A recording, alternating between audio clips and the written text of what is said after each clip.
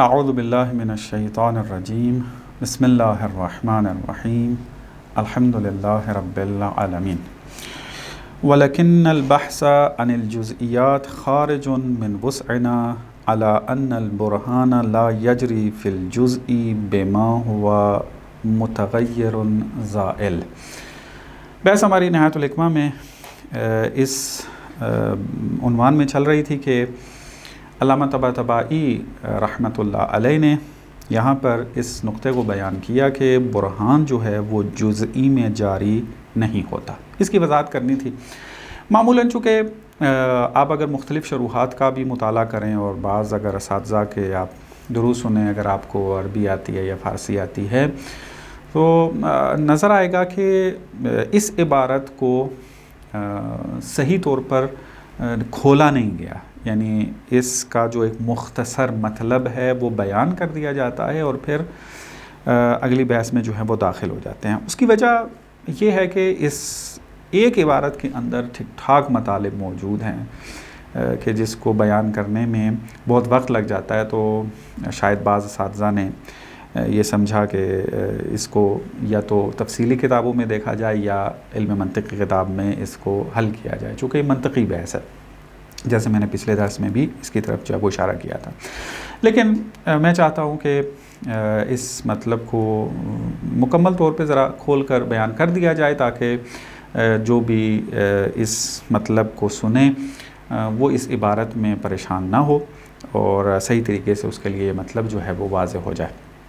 خوب، بہت سارے مطالب تھے کہ اس عبارت کی وضاحت کیا ہے آپ کی خدمت میں بیان ہو گئی تھی، اور فقط آج جو مطلب بیان کرنا تھا وہ یہ کہ جو آیت اللہ فیاضی حفظہ اللہ نے اس کے اوپر اعتراض کیا، یا مثلاً آیت اللہ مصباح جو ہیں وہ اعتراض کرتے ہیں اس عبارت کے اوپر، ان کو دیکھا جائے کہ کتنے مطالب وہ اس قابل ہیں کہ علامہ پر تنقید شمار ہو سکتی ہے یا نہیں۔ میں ایک اور مطلب جو ہے وہ اضافہ کر دیتا ہوں اس مطلب کو سمجھنے میں۔ پہلے بیان کیا تھا کہ یہ جو قاعدہ ہے کہ ان البرہان لا یجری فی الجزء بما ہوا متغیر زائل، کہ جزئی بما ہوا متغیر زائل، یہ قید انتہائی اہمیت کی حامل ہے۔ کیوں برہان جاری نہیں ہوتا؟ اس کی وجہ بیان کی تھی کہ شرائط ہیں مقدمات برہان کے، اور ان شرائط میں سے ایک شرط جو ہے وہ یہ کہ مقدمات جو ہیں وہ کلی ہونے چاہیے۔ تو اب یہاں پر کلی کی جو اصطلاح ہے علم منطق میں اور فلسفے میں اگر دیکھیں تو اس کی 3 اصطلاحیں بنتی ہیں، یعنی 3 ابواب میں 3 معنوں میں استعمال ہوتی ہے لفظ کلی، یعنی مشترک لفظی ہے، تو خیال کرنے کی ضرورت ہے۔ پہلی اصطلاح جو ہے وہ کیا ہے؟ کلی باب عیسیٰ غوجی کے نام سے یاد کیا جاتا ہے، یعنی کلیات خمس کے عنوان سے جو باب باندھا جاتا ہے علم منطق کے اندر۔ جنہوں نے منطق مظفر پڑھی ہے وہ کلیات خمس کے نام سے وہاں پر یہ مطلب موجود ہے کہ جہاں پر ہم جنس اور فصل اور نوع ان کے بارے میں جو ہے وہ گفتگو ہوتی ہے۔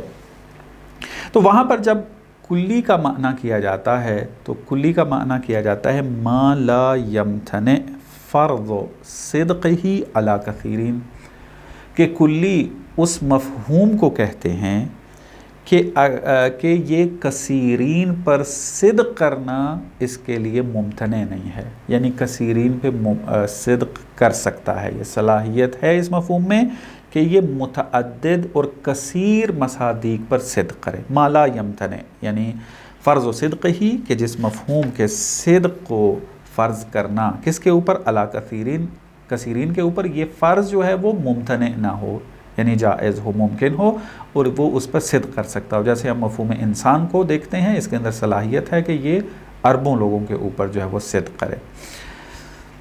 خوب، تعریف جو ہے ان کے اوپر جزئیات ہیں، تفصیلات ہیں، ظاہر سی بات ہے یہاں سارے مطالب تو بیان نہیں کرنے، جیسے میں پہلے بھی بار بار عرض کر رہا ہوں اس نقطے کی طرف کہ یہ نکات جو ہیں وہ منطقی ہیں، علم منطق میں حل ہونے والے ہیں۔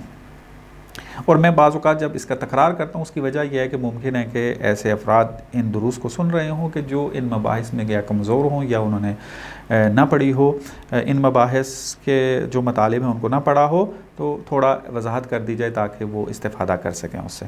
اور دوسری بس یہ جو کلی کی پہلی اصطلاح ہے اس کو کہتے ہیں کلی باب عیساغوجی، یا کلی کس باب میں؟ کلیات خمس کے باب والی جو کلی ہے وہ مراد ہے یہاں پر۔ دوسری جو اصطلاح استعمال ہوتی ہے کلی کی وہ باب قضایا میں ہے، کیونکہ علم منطق کو 3 حصوں میں تقسیم کیا ہے۔ ایک باب تعریف ہے جس کو باب تصورات کہا جاتا ہے، اور ایک باب تصدیق ہے کہ جس میں پہلی بحث جو ہے وہ قضایا کی بحث کی جاتی ہے، اور پھر جو ہے وہ اس کے بعد برہان اور صنعت خمس کی جو ہے وہ بحث آتی ہے۔ تو قضایا کے باب میں بھی کلی کی تعبیر استعمال ہوتی ہے۔ مثلا آپ کہتے ہیں کہ یہ قضیہ کلیہ ہے، اور پھر اس کے مقابل میں کہتے ہیں یہ قضیہ کیا ہے؟ جزیہ ہے۔ تو یہ جو کہا جاتا ہے کہ یہ قضایا کلیہ ہیں یا یہ قضیہ کلی ہے، یہاں کلی سے کیا مراد ہے؟ تو یہاں وہ والا معنی نہیں کریں گے جو باب عیساغوجی میں کیا ہے۔ باب عیساغوجی میں کیا معنی کیا تھا؟ ما لا یمتنع فرض صدقہ علی کثیرین، کہ کثیرین پہ صدق کرنا اس کے اندر صلاحیت ہے کہ وہ صدق کر سکتا ہے، اور وہ ممتنع نہیں ہے، اس کے لیے جائز ہے، یعنی کثیرین پہ صدق ہو سکتا ہے۔ لیکن یہاں یہ معنی نہیں کریں گے جب ہم کہتے ہیں کہ ھذہ القضیہ کلیۃ، یہ قضیہ کلی ہے، تو یہاں پر یہ والا معنی نہیں کریں گے۔ کیا معنی کریں گے؟ اس کا معنی یہ کریں گے کہ ان یکون الحکم ثابتا فی جمیع الافراد، کہ اس قضیے میں جو حکم بیان ہوا ہے یہ حکم تمام افراد کو شامل ہے۔ مثلا جب ہم کہتے ہیں کل انسان ناطق، یہاں پر کل کا مجبہ کلیہ ہے، یہ قضیہ کلیہ ہے، یہ تو کیا معنی کریں گے یہاں پر کہ یہ جو ناطق ہونے کا حکم ہے یہ ہر انسان کو شامل ہے، یعنی تمام افراد اس کے اندر شامل ہیں، موضوع کے تمام افراد اس پر حکم جو ہے وہ لاگو ہوتا ہے۔ تو جب تمام افراد کو شامل ہو جائے حکم تو اس کو کہتے ہیں یہ قضیہ کلیہ ہے۔ پس قضایا کے باب میں کلی کی جو اصطلاح ہے اس کا معنی یہ بنتا ہے کہ موضوع کے تمام افراد کو حکم شامل ہو جائے، جس طرح میں نے آپ کو مثال دی، اسی طرح جیسے آپ کہتے ہیں کل انسان ضاحک، ہر انسان جو ہے وہ ضاحک ہے، ہنسنے والا ہے، تو یہاں بھی ضاحک کا جو حکم ہے وہ تمام افراد کے اوپر جو ہے وہ لگ رہا ہے۔ لہٰذا اس کل کو اور بعض کو، کل کے مقابلے میں جب بعض آتا ہے اس کو سور قضیہ بھی کہتے ہیں۔ سور کہتے ہیں باؤنڈری کو، یعنی مشخص کر دینا۔ مثلا آپ کہتے ہیں کل یعنی تمام افراد، مشخص ہیں کہ سور قضیہ ہے سین کے ساتھ، اور بعض کہتے ہیں تو یعنی اس کا مطلب ہے کہ تمام افراد کو شامل نہیں ہے، تو اس کو کہتے ہیں کہ کل اور بعض یہ سور قضیہ ہوتے ہیں، یعنی مشخص کرتے ہیں افراد کو، باؤنڈری مشخص ہوتی ہے۔ بس یہ 2 اصطلاحیں ہو گئی۔ تیسری جو اصطلاح ہے کلی کی اس کو کہتے ہیں کلی باب برہان، کہ باب برہان میں کلی جو استعمال ہوتی ہے وہ اصطلاح کیا اصطلاح ہے؟ وہ یہ ہے کہ ان یکون الحکم ثابتا للموضوع فی جمیع الازمنۃ والافراد، کہ یہاں پر حکم تمام افراد کو شامل ہے موضوع کے، لیکن یہاں فقط تمام افراد کی قید نہیں ہے بلکہ تمام زمانوں کو بھی شامل ہے، یعنی یہاں پر کلیت جو ہے وہ زمان کو بھی شامل ہے اور افراد کو بھی۔ اس کو کہیں گے کہ یہ کلی باب برہان ہے۔ بس باب قضیہ میں جو کلی کی اصطلاح ہے اور باب برہان میں جو کلی کی اصطلاح ہے وہ فرق سمجھ لیں آپ۔ وہاں پر کیا تھا؟ وہاں پر فقط جمیع افراد مد نظر ہے کہ تمام افراد کو وہ حکم شامل ہو، زمانہ وہاں پہ مد نظر نہیں ہے۔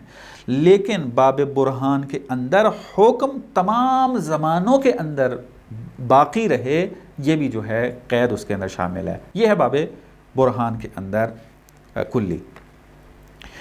دوسرا جو فرق یہاں پر پایا جاتا ہے باب قضایا کے اندر جو کلی کی اصطلاح شمار کی جاتی ہے اور جو باب برہان کے اندر کلی کی اصطلاح استعمال کی جاتی ہے، فرق دوسرا کیا ہے کہ وہاں پر باب قضایا میں جب کہا جاتا ہے کہ کل انسان ناطق، تو یہاں پر یہ قضیہ کلیہ ہے، جزئیہ نہیں ہو سکتا، یعنی جزئی کے مد مقابل ہے قضیہ یہ جزئیہ کے، کلیہ جزئیہ کے مقابلے میں ہے۔ اگر کوئی قضیہ کلیہ ہے یعنی اس پر کل داخل ہو گیا ہے تو وہ جزئیہ نہیں کہلائے گا، اور جو جزئیہ ہے جس کے اوپر بعض داخل ہو گیا تو وہ قضیہ کلیہ نہیں کہلائے گا، یہ آپس میں سازگار نہیں ہے۔ لیکن جو باب برہان کے اندر کلی موجود ہے اس کے اندر ممکن ہے کہ قضیہ جو ہے وہ کلی ہو لیکن باب قضایا کی اصطلاح کے مطابق وہ جزئی ہو، یعنی حکم تمام زمانوں کو شامل ہو لیکن وہ حکم لگ کس کے اوپر رہا ہو؟ بعض افراد کے اوپر۔ اب کلی کس معنی میں ہے؟ چونکہ یہ بعض افراد پر جو حکم آ رہا ہے، چونکہ ان بعض افراد پر حکم تمام زمانوں میں ایک ہی رہے گا تو اس اعتبار سے اس کو کلی کہہ دیتے ہیں۔ یہ جو کلی ہے باب برہان کی، یہ موجبہ کلیہ کے ساتھ بھی سازگار ہے اور جزئیہ کے ساتھ بھی سازگار ہے۔ ایک باب برہان کے اندر جب ہم کلی کہتے ہیں ممکن ہے وہ قضیہ جو باب قضایا کے اندر کلی ہے اس کے مطابق وہ جزئی ہو، لیکن باب برہان کے اندر اس کو کلی کہا جا رہا ہے۔ کیوں؟ کیونکہ یہاں پر کلی جو ہے وہ شخصی کے مقابلے میں ہے، جیسے میں نے پہلے بیان کیا تھا کہ یہ جو قاعدہ ہے کہ ان البرہان لا یجری فی الجزئی، جزئی میں جاری نہیں ہوتا، یہاں جزئی سے مراد شخصی ہے، جزئی سے مراد کلی کے مقابل والا نہیں ہے، بس یہ دقت کرنی ہے۔ تو یہاں پر اس قاعدے میں کلی کی جو اصطلاح مراد ہے، یا مثلا جو مقدمات کی شرائط میں مقدمے کا کلی ہونا جو ہے شرط ہے، وہ باب برہان والا ہے، باب قضایا والا نہیں ہے۔ بس یہ ایک نقطہ تھا جس کا اضافہ کرنا ضروری تھا تاکہ مطلب جو ہے وہ واضح ہو جائے۔ اس کے بعد پھر مطلب کو آگے بڑھاتے ہیں تاکہ مطلب جو ہے وہ مزید واضح ہو، یہ عبارت میں کسی قسم کا جو وہ ابہام باقی نہ رہے۔ یہاں پر تعبیر کیا استعمال کی گئی ہے؟ جزئی بما ہوا متغیر زائل۔ اس مطلب کو مزید کھولیں۔ دو اصطلاحیں موجود ہیں، ایک مرتبہ کہا جاتا ہے جزئی بما ہوا جزئی، اور ایک مرتبہ کہا جاتا ہے جزئی بما ہوا کلی۔ یہ کیا ہے؟ یہاں پر ایک ہی چیز کے اوپر دو مختلف نگاہیں ہیں۔ اگر ہم ایک خاص مورد کو اس کے تغیر کے اعتبار سے دیکھ رہے ہوں گے تو وہ جزئی بما ہوا جزئی ہوگا، لیکن اگر ہم ایک خاص مورد کو دیکھ رہے ہوں لیکن ہماری نگاہ جو ہے وہ اس کی علت کی طرف ہو تو اس کو کہیں گے جزئی بما ہوا کلی، یعنی اصل میں وہ کلی ہے لیکن ہم اس کو کس کے اندر دیکھ رہے ہیں؟ ایک شخص کے اندر، ایک جزئی کے اندر دیکھ رہے ہیں، نگاہ ہماری یہاں پر کلی ہے۔ مثال دیتا ہوں، مثلا آپ نے دیکھا چولہے کے اوپر، باورچی خانے میں چولہے کے اوپر پانی ابل رہا ہے۔ اب آپ کے پاس ایک علم حاصل ہوا کہ پانی ابل رہا ہے، ابلنے کا علم حاصل ہوا، اور کس پانی کے بارے میں؟ کہ جو وہ چولہے پہ پڑا ہوا، یعنی شخص مد نظر ہے، جزئی یعنی شخص کیا ہوتا ہے؟ آپ اس کی طرف اشارہ کر کہیں گے یہ والی چیز، اس کو کہیں گے یہ شخص ہے، تو وہ ابل رہا ہے۔ آپ فقط اگر اس چیز کو مد نظر رکھیں تو اس کو کہیں گے یہاں پر آپ کی نگاہ جزئی بما ہوا جزئی والی ہے، یعنی آپ پانی کے ابلنے کو اس کے ابلنے کے اعتبار سے دیکھ رہے ہیں کہ پانی ابل گیا ہے، آپ کو ایک قضیہ شخصیہ مل گیا کہ پانی ابل رہا ہے۔ لیکن ایک مرتبہ آپ یہ دیکھتے ہیں کہ پانی ابل رہا ہے لیکن یہ ابل کیوں رہا ہے؟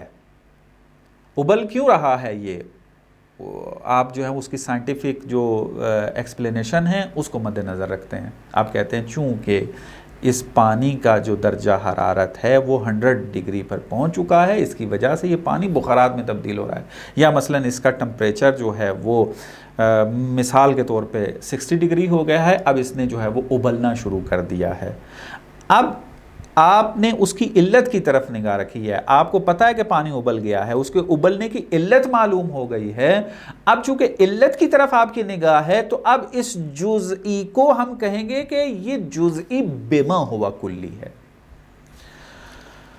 پس اگر ایک قضیہ شخصیہ ہو لیکن اس قضیہ شخصیہ کی علت معلوم ہو جائے تو وہ، اور آپ کی نگاہ بھی اس کی علت کی طرف ہو، تو پھر وہ قضیہ شخصیہ نہیں کلیہ کہلاتا ہے، شخصیہ نہیں ہوگا وہ۔ تو یہ اس مورد کو پھر کس اصطلاح سے یاد کرتے ہیں؟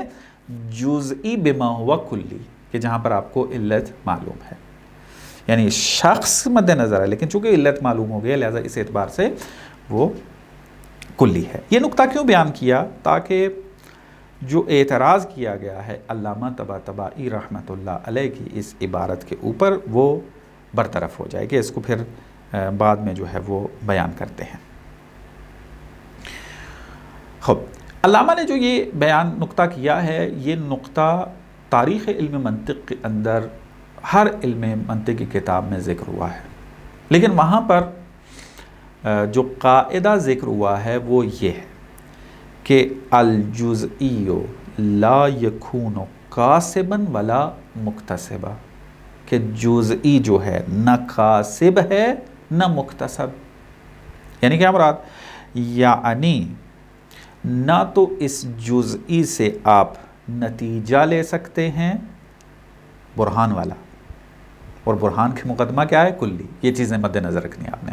نہ تو آپ جزئی یعنی شخصی یہاں مد نظر ہے، شخصی سے آپ کوئی نتیجہ لے سکتے ہیں، اور نہ ہی آپ کیا کر سکتے ہیں؟ قضیہ سے نتیجے کے طور پر اس کو لے سکتے ہیں۔ یعنی نہ تو شخصی جو ہے وہ حد وسط واقع ہوتی ہے، اور نہ ہی یہ شخصی چیز جو ہے یا شخصی مورد جو ہے یا شخصی قضیہ جو ہے یہ برہان کا نتیجہ واقع ہوتی ہے۔ نہ تو حد وسط ہے نہ نتیجہ ہے، قاسباً و مکتسباً، نہ حد وسط نہ نتیجہ، شخصی واقع نہیں ہو سکتی۔ قضیہ شخصیہ شخص یہ حد وسط واقع نہیں ہو سکتا۔ تو یہ اگر آپ علم منطق کے اندر ان تمام مناطقہ کی عبارات کا جا کر مطالعہ کریں تو جتنے مطالب ابھی تک پچھلے درس میں بھی اور اس وقت بھی آپ کی خدمت میں بیان کیے ہیں تو یہ مطالب آپ کو وہاں مل جائیں گے۔ میں نے یہاں پر بڑا سلیس انداز میں اور مختصر انداز میں جو ہے وہ آپ کی خدمت میں بیان کر دیا ہے۔ بس خلاصہ کرتے ہیں اور نتیجہ لیتے ہیں اور پھر اگلے مطلب میں داخل ہوتے ہیں اور پھر دیکھتے ہیں کہ آیت اللہ مصباح یا آغا فیاضی سے کہاں پر اشتباہ ہوا ہے۔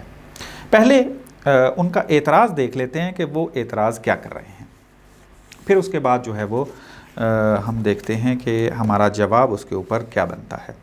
مثلا دیکھیں آیت اللہ فیاضی جو ہیں وہ اسی عبارت کے ذیل میں تعلیقہ جو ہے وہ لگاتے ہیں۔ پہلے اس عبارت کی وضاحت کرتے ہیں کہ میں نے اس کی وضاحت بیان کر دی ہے، دوبارہ اس کا تکرار کرنے کی ضرورت نہیں ہے، لیکن یہاں پر جو ہے وہ کہتے ہیں وفی ہے، یعنی اس مطلب کے اوپر اعتراض ہے۔ کیا اعتراض ہے؟ کہ ان الیقین بالمعنی المذکور کما یتعلق بالکلیات یتعلق ایضا بالجزئیات، کہ یہ جو یقین آپ کہہ رہے ہیں، یقین منطقی کے جس کے بارے میں پچھلے درس میں گفتگو ہوئی ہے، یہ یقین جو ہے ہمیں جس طریقے سے کلیات سے حاصل ہوتا ہے اسی طریقے سے ہمیں جزئیات سے بھی یہ علم حاصل ہوتا ہے۔ مثلا فیمکن ان اتیقن بوجود انبساطی الان، یعنی مجھے یقین ہے کہ اب کیا ہے، ایک پھیلا ہوا وجود موجود ہے، وَبِأَنَّهُ مُمْكِنٌ وَهَذَا اعتقاد لا يزول وَإِنْ زَالَ الْانبساط۔ اب یہ لوہا جو گرمائش کی وجہ سے پھیلا، مجھے علم ہے کہ یہ پھیلا ہے، یہ یقین ہے مجھے پھیلا ہے، اور یہ اعتقاد زائل نہیں ہو سکتا۔ اگرچہ لوہا پھر بعد میں ٹھنڈک کی وجہ سے سکڑ ہی جائے، لیکن میرا یہ یقین کہ یہ فلانے ٹائم پر جو ہے وہ فلانے شرائط کے اندر یہ کیا ہوا تھا، منبسط ہوا تھا، پھیلا تھا، یہ یقین میرا کبھی بھی ٹوٹے گا نہیں۔ تو بس یہ میں جو میرے سامنے لوہا پڑا ہے اس آگ کے اندر جو پھیلا ہے آگ حرارت کے نتیجے میں، یہ کیا ہے؟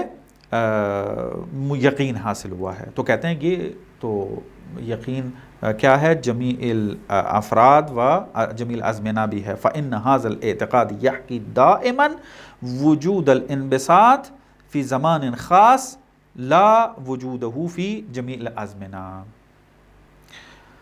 تو یہ اعتقاد جو ہے وہ اس بات سے حکایت کرے گا ہمیشہ کہ ایک خاص زمانے کے اندر جو ہے وہ انبساط موجود تھا.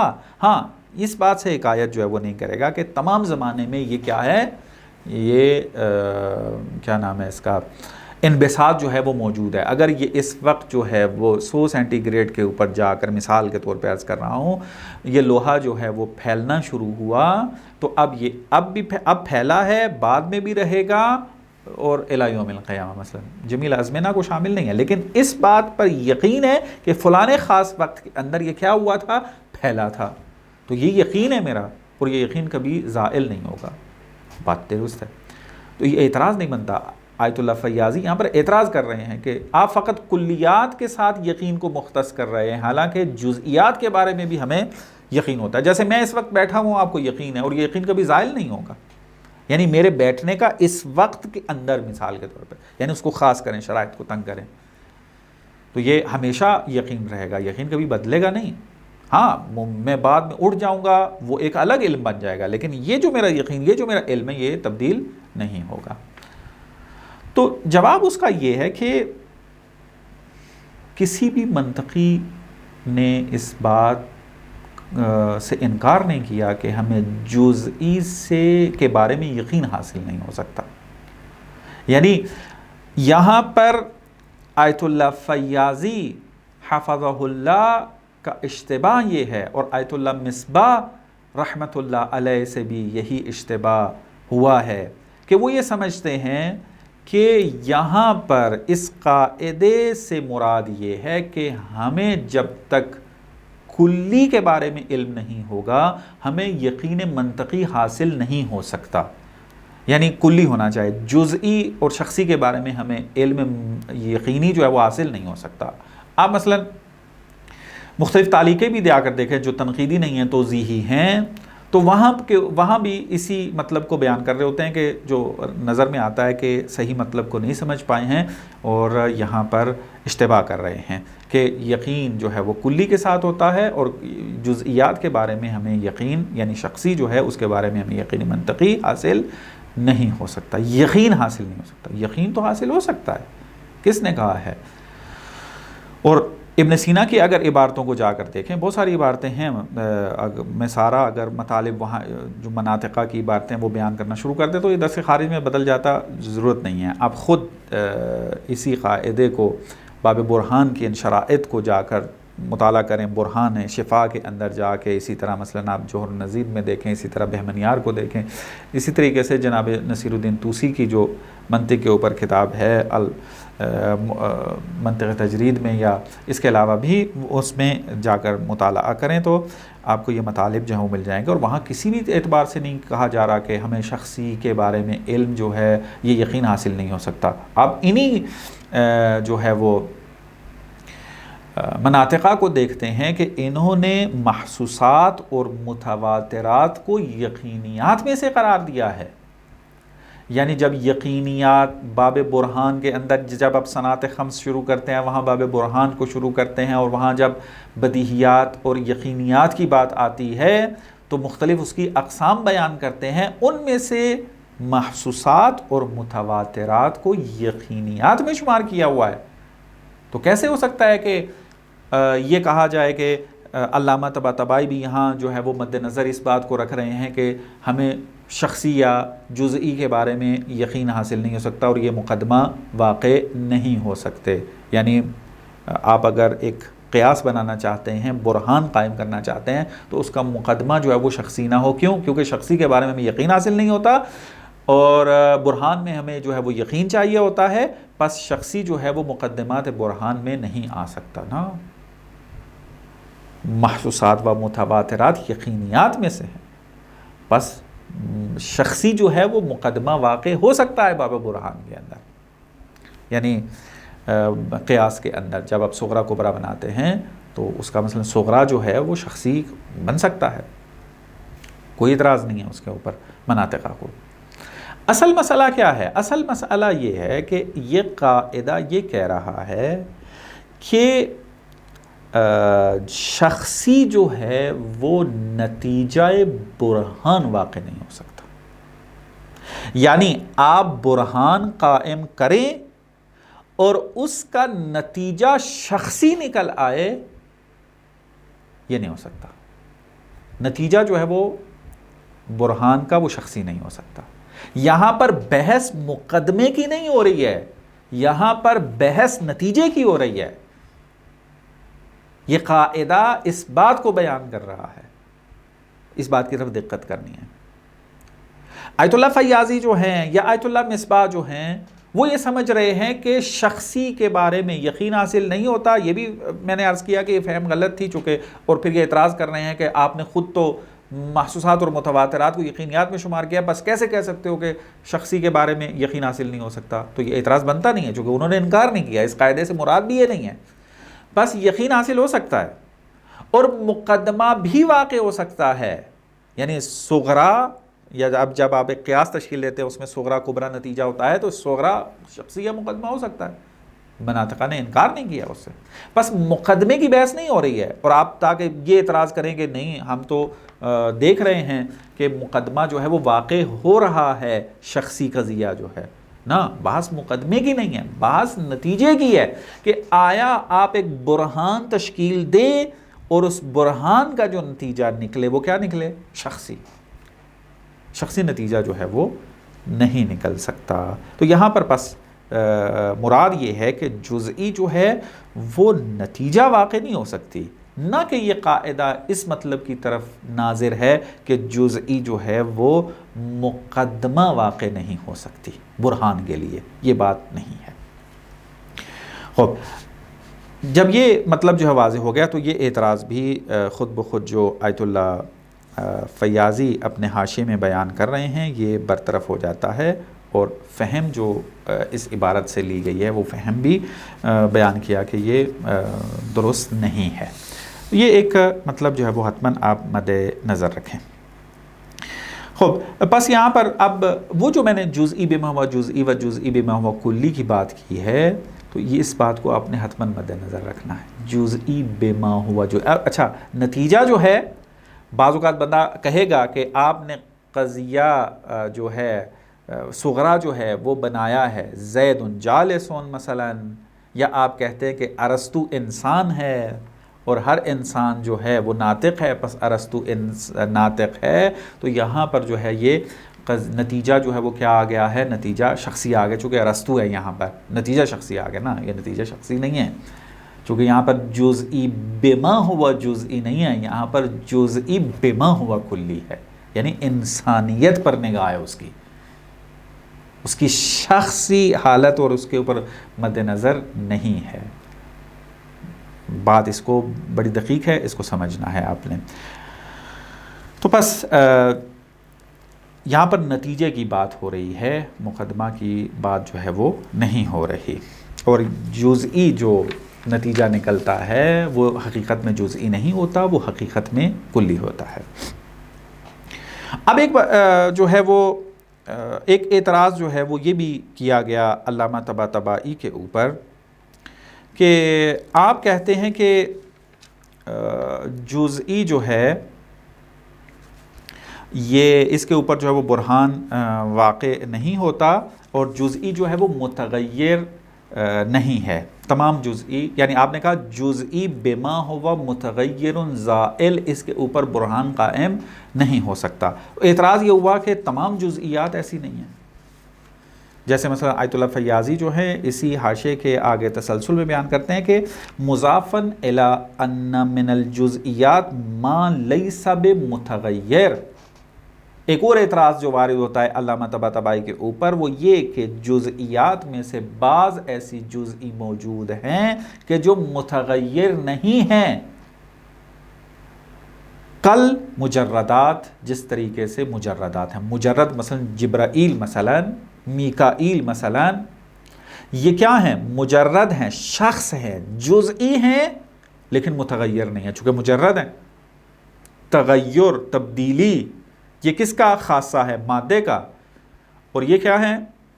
مادے سے مجرد ہیں. بس جزئیات ساری جو ہے وہ متغیر نہیں ہوتی ہیں. بس یہ اعتراض جو ہے وہ بنتا ہے. لیکن اس کا جواب یہ ہے، وہ یہ کہ علامہ یہ نہیں کہہ رہے کہ جزئی ہمیشہ متغیر ہوتی ہے. دقت کرنی ہے.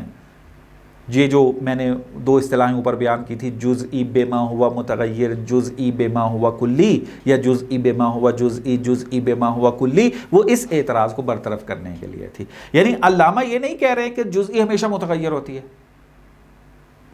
بلکہ یہ کہہ رہے ہیں کہ جزئی بے ما ہوا متغیر پر برہان جاری نہیں ہوتا.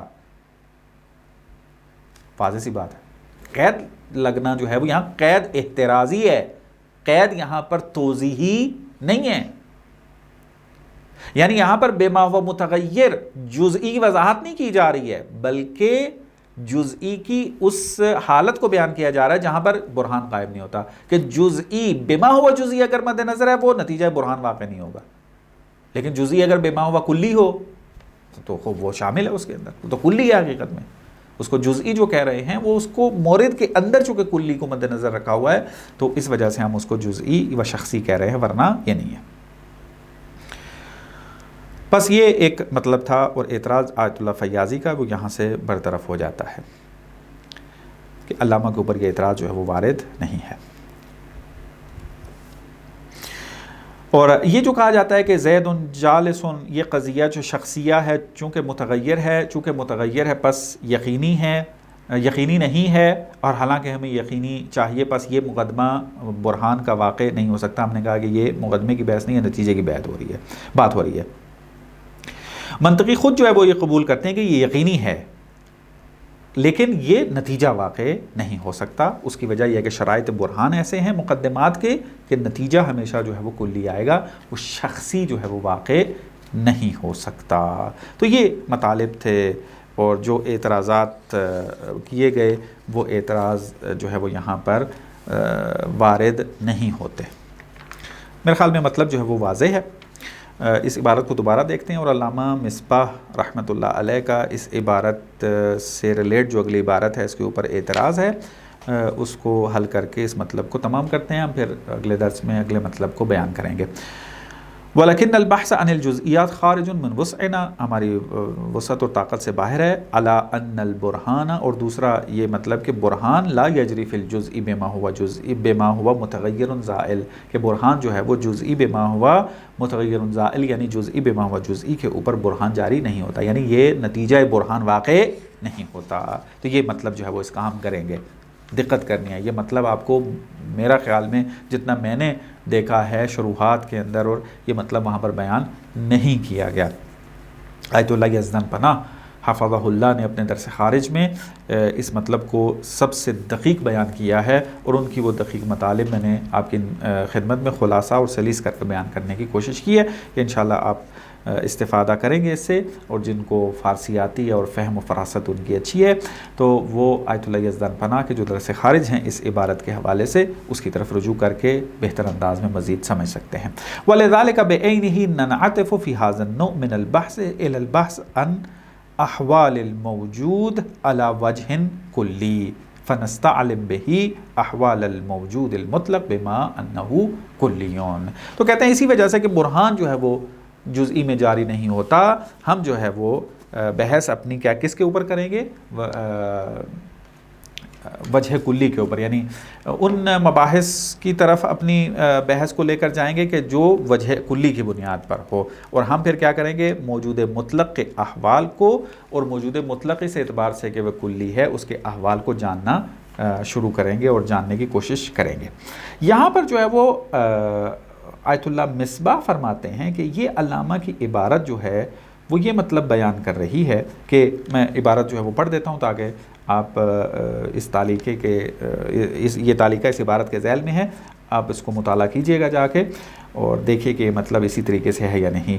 فرماتے ہیں وَكَأَنَّ الْأُسْتَاذ مُدَّ ظِلُّهُ، یعنی علامہ نے جب یہ حاشیہ لکھا آیت اللہ مصباح نے، علامہ اس وقت زندہ تھے تو اس لیے یہاں پر مدّ ظلہ کی تعبیر آئی ہوئی ہے. کأن الأستاذ، اراد بہذین الوجہین توجیہ ما ذکروا فی تعریف الفلسفہ من انہا تبحث عن احوال الکلیہ للموجود المطلق، کہ استاد یعنی علامہ طباطبائی ان دو وجہوں کے ذریعے کہ جو ابھی ہم نے بیان کی کہ ایک تو جزئی ہماری طاقت سے باہر ہیں، دوسرا یہ کہ جزئی پر برہان جو ہے وہ جاری نہیں ہوتا، اس سے پھر کیا بیان کرنا چاہ رہے ہیں؟ یہ نتیجہ لینا چاہ رہے ہیں کہ پس فلسفہ اب کیا کرتا ہے؟ احوال کلی کے بارے میں بات کرتا ہے۔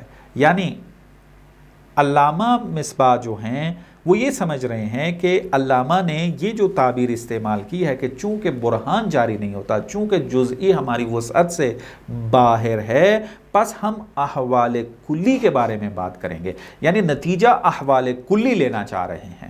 اور پھر اعتراض کرتے ہیں بعد میں جا کے، فرماتے ہیں وَلَكِنَّ هَذَا الْكَلَامُ قَاصِرٌ عَنْ إِفَادَةِ ذَلِكَ الْمَرَامِ، لیکن یہ مطلب جو ہے اس بات کو ثابت نہیں کرتا جو علامہ ثابت کرنا چاہ رہے ہیں۔ کیوں ثابت نہیں کرتا؟ کہتے ہیں کہ کلی احوال کے بارے میں تو دوسرے علوم بھی بحث کرتے ہیں، آپ باقی علوم جتنے بھی ہیں، چونکہ علوم کے اندر جو ہے وہ قانون کے بارے میں قانون استخراج کیا جاتا ہے، قانون کے بارے میں بات کی جاتی ہے، تو وہ کلی احوال ہوتے ہیں بیشتر اوقات۔ فقط یہ تاریخ ہو گیا، جغرافیہ ہو گیا، اس کے اندر جو ہے وہ احوال جو ہے وہ شخصی اور جزئی ہوتے ہیں، لیکن باقی علوم کی صورتحال وہ کلی والی ہے۔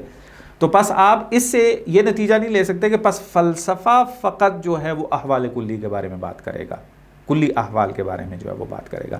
تو یہ اعتراض کرتے ہیں، لیکن یہ علامہ کا جو ہے وہ اعتراض وارد نہیں ہے، آیت اللہ مصباح کا علامہ طباطبائی کے اوپر جو اعتراض کیا گیا ہے، کیونکہ علامہ یہ نتیجہ نہیں لینا چاہ رہے کہ چونکہ برہان جزئی پر جاری نہیں ہوتا اور چونکہ جزئی ہماری توان اور طاقت سے باہر ہے کہ ان سب کا احصاء کر سکیں اور اس کے بارے میں بات کریں، پس فلسفہ جو ہے وہ احوال کلی کے بارے میں بات کرے گا۔ نہ، یہ نتیجہ نہیں لینا چاہ رہے ہیں، نتیجہ یہ لینا چاہ رہے ہیں کہ فلسفے کا عنوان چونکہ کلی ہے، موجود مطلق ہے، اطلاق پایا جاتا ہے، پس اس کے احکام بھی کیا ہوں گے؟ کلی ہوں گے۔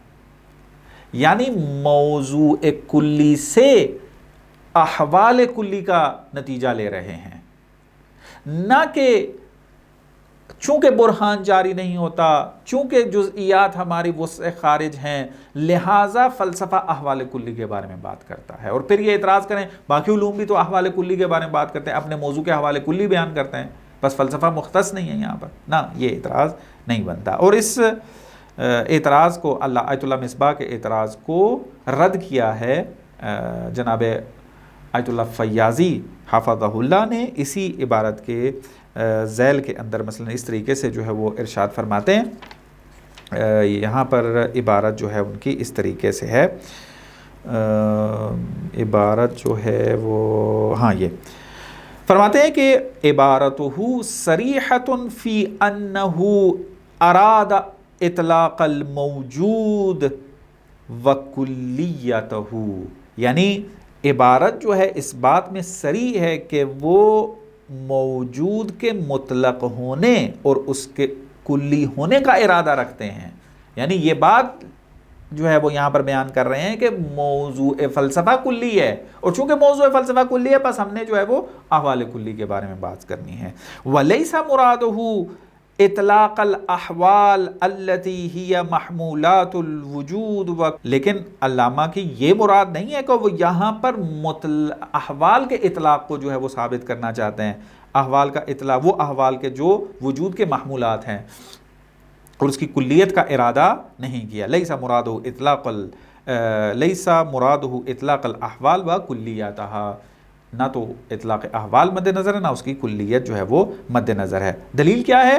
وَذَلِكَ لِأَنَّ الضَّمِيرَ فِي قَوْلِهِ بِمَا أَنَّهُ كُلِّيٌّ مُذَكَّرٌ، کیونکہ یہاں پر یہ جو دیکھیں تعبیر کیا تھی، وَلِذَلِكَ بِعَيْنِهِ نَنْعَطِفُ فِي هَذَا النَّوْعِ مِنَ الْبَحْثِ إِلَى الْبَحْثِ عَنْ أَحْوَالِ الْمَوْجُودِ عَلَى وَجْهٍ كُلِّ فَنَسْتَعْلِمُ بِهِ احوال الموجود المطلق بما انہ کلیون، اس اعتبار سے کہ وہ وجود کلی ہے ہم احوال مطلق کے بارے میں، احوال وجود کے بارے میں جو کہ کلی ہیں اس کے بارے میں بات کریں گے.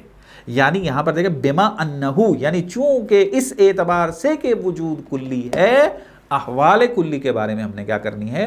بحث کرنی ہے. بس یہ ملازمہ جو علامہ آیت اللہ مصباح نے جو ہے وہ لیا ہے اور عبارت پر اعتراض کیا، یہ اعتراض وارد نہیں ہوتا. مطالب تھوڑے مشکل ہیں، یہ مقدمہ نہایہ کا بہت زیادہ مشکل ہے، اور وہی صحیح طریقے سے اس کو فہم کر پائے گا جو علم منطق کے مطالب کو رجوع کرے وہاں جا کے. بار بار اگر پوری کتاب روین نہیں بھی کرنا چاہتا، جو مطالب یہاں بیان ہو رہے ہیں اس کو علم منطق میں جا کر دیکھے اور شروحات کا صحیح طریقے سے مطالعہ کرے، مباحثہ کرے، تب جا کر یہ مطالب جو ہیں وہ حل ہوں گے. یہ مقدمہ نہایہ کا چونکہ مشکل ہے تو اس لیے ہم چل بھی آہستہ رہے ہیں، درسوں کی تعداد میں اضافہ ہو رہا ہے، لیکن کوئی فرق نہیں پڑتا تعداد سے، جتنی بھی زیادہ ہو.